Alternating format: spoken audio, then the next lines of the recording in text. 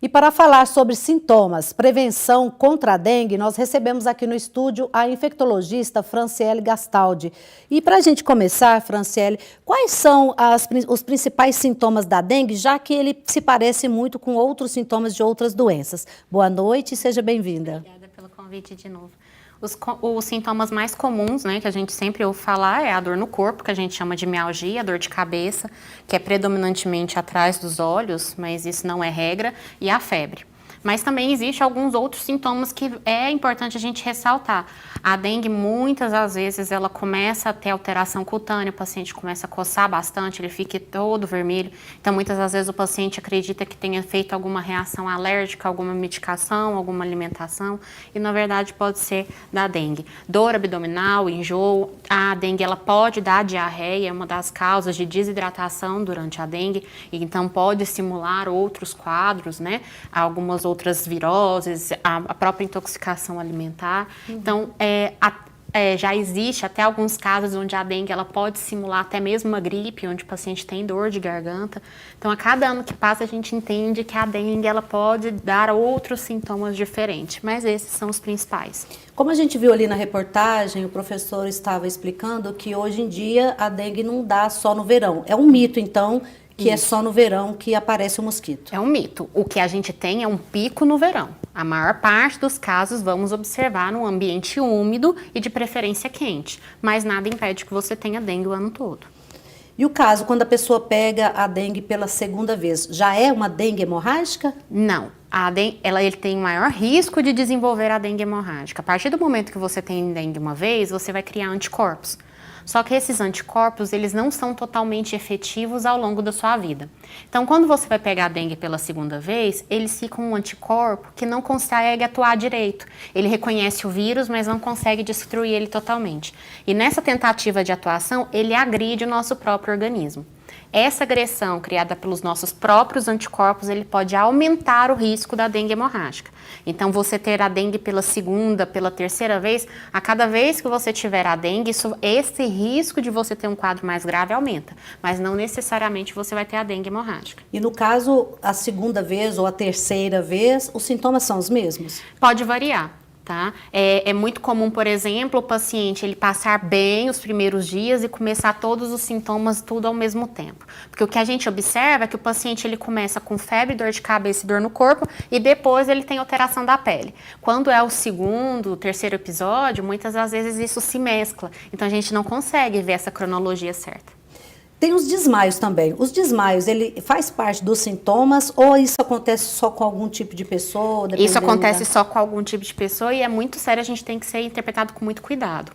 Desmaio na dengue é sinal de alarme, é o que a gente considera como grupo C, ou seja, o paciente ele tem alterações significativas e ele está a um passo de evoluir para dengue grave, que é o grupo D, né, que é o que anteriormente a gente falava de dengue hemorrágica.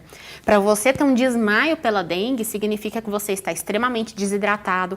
A dengue, mesmo que você não tenha diarreia e não esteja vomitando, a febre é alta, o metabolismo ele aumenta e você perde líquido sem sentir.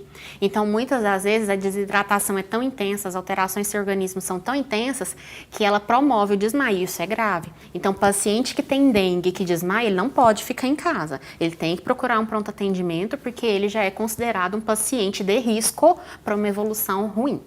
E tem casos de transmissão da dengue de pessoa para pessoa ou é só através do vetor do mosquito? É só através do vetor.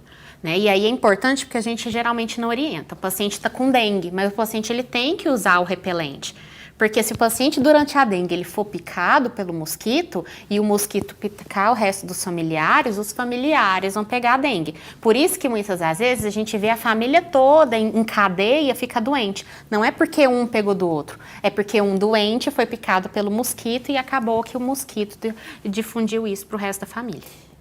Em pesquisas recentes que eu vi, eu acho que foi numa reportagem, dizendo que o mosquito agora, ele já não é mais só um vetor, ele já nasce com o vírus. Isso é verdade? É verdade. O vírus, ele consegue ser transmitido pelos ovos, tá? E não é só pela dengue. Isso também pode acontecer, por exemplo, com a febre amarela e as outras viroses. A vacina é a única forma de proteção? Proteção sem ser com combate ao vetor, sim. né? Então, o próprio combate ao vetor, o fumacê, né? O uso de repelentes, de telas, o controle do ambiente, eles são medidas de prevenção, né? Mas a vacina, lógico, que ela também é um importante fator. O problema da vacina é que nem todo mundo pode vacinar, né? Porque existem as suas peculiaridades por ser de um vírus vivo. Então, imunossuprimidos, que alguns pacientes, eles têm contraindicações de receber a vacina porque eles têm risco, né? Diante de como essa vacina é feita. Ela é extremamente eficaz, mas nem todo mundo ela pode receber esse tipo de vacina. A questão da imunidade de cada um. Quanto melhor ela tiver, mais alta tiver a imunidade, a possibilidade de não contrair a doença é menor? Isso é para qualquer doença, não é contrair. Você vai contrair, mas você não vai desenvolver tantos sintomas. Se você tiver com a imunidade boa, bem hidratado, o seu organismo, a própria hidratação, ela faz parte do tratamento, o seu próprio organismo consegue destruir o vírus mais rápido e você passa essa infecção sem sentir muita coisa. Aí tem uma pergunta aqui que é muito interessante, que é uma dúvida que eu acho que muita gente tem. É possível uma pessoa contrair ao mesmo tempo, por exemplo, a dengue e a chikungunya, por exemplo? Não é comum, mas já foi comprovado, tá? Que o vírus, se ele estiver infectado por 2 vírus, por exemplo, pode ser transmitido ao mesmo tempo, sim. E aí, no caso, os sintomas também são aqueles mesmos? São os mesmos. E aí o paciente, lógico que ele pode evoluir desfavoravelmente. Ele está com 2 infecções ao mesmo tempo. A questão também quando você chega no hospital ou na UAI, por exemplo, que você acredita que está com dengue, você faz aquele exame preliminar e eles já colocam você para tomar o soro. A hidratação, então, ela age como no organismo? Ela consegue inibir? A hidratação ela vai varrer as citocinas, que são substâncias que promovem a inflamação do nosso organismo. Elas são produzidas na tentativa de destruir o vírus, só que nem eu expliquei, isso agride a gente da mesma forma. Então é como se a gente tivesse, assim, é uma analogia meio estranha, limpando a nossa casa, né? E ao mesmo tempo, como eu falei que o vírus muda muito o nosso metabolismo, a gente tem que repor o que está perdendo. E a gente repõe por meio de líquido, tá?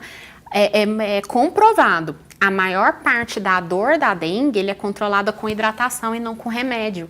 Porque a dor, na verdade, é porque os órgãos estão tão desidratados, os vasos vão fechando, os órgãos estão sofrendo por falta de hidratação interna, mesmo se você não sinta nada. E o simples fato de você passar o soro, às vezes, para o paciente, às vezes o paciente ainda nem tomou o remédio. Isso não é placebo, isso existe. O paciente ele vai ter uma melhora por conta disso. Você está repondo o que está gerando a dor, porque é a dor da falta da hidratação interna. Inclusive, tem também a questão, por exemplo, os exames, quando são feitos, geralmente, por exemplo, principalmente quando é chikungunya, alguma coisa assim, tem que ir para Belo Horizonte para ter o resultado. Mas, em alguns casos, quando você vai na UAI, já aconteceu isso inclusive comigo, que graças a Deus não era dengue, pela própria plaqueta do sangue, definiram que não era dengue, que possivelmente não seria dengue. Isso era tradicional. A gente acreditava que a dengue sempre dava queda de plaqueta, leucopenia, que era a queda das células brancas. E isso só acontecia na dengue. De 2023 para cá, principalmente esse ano que a gente teve muito mais casos de chikungunya, já comprovou-se que a chikungunya pode dar a mesma alteração. Então, o que a gente tinha como absoluto, que a gente conseguia dar o diagnóstico hemograma, infelizmente a gente não consegue fazer isso mais. Então, a gente pode ter, por exemplo, um paciente com queda abrupta de plaqueta, sangrando, a gente achar que é dengue, mas na verdade é chikungunya. Isso não impede mais. Da mesma forma que o mosquito ele mudou, como a gente viu no vídeo, os vírus eles se adaptaram e a gente está vendo apresentações que antes a gente não via. Certinho. Para a gente terminar, eu gostaria que você fizesse um alerta, principalmente por essa questão desse mito de que o mosquito aparece mais no verão, né? E agora, como a gente está numa época mais fria, está entrando o frio, se isso vai, para as pessoas não desistirem de continuar fazendo ali a limpeza nas suas casas, né, nos seus quintais, para evitar o mosquito, né? Assim, a dengue ela é uma doença antiga, mas ela ainda dá muito trabalho. Infelizmente, ela ainda é responsável por uma quantidade significativa de óbito.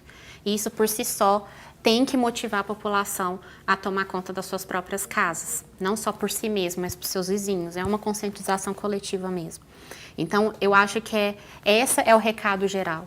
Então, se eu tenho uma doença que até hoje eu não controlei, eu tenho que ser extremamente rigoroso nessas avaliações. No combate, né? Porque, infelizmente, a gente não vê uma finalidade para isso. A gente não consegue, a cada ano a dengue acaba trazendo novas surpresas para a gente. É isso, então. Eu agradeço mais uma vez pela sua presença. O convite. Você é muito bem-vinda sempre Obrigada. aqui, viu? Muito obrigada. Eu que agradeço.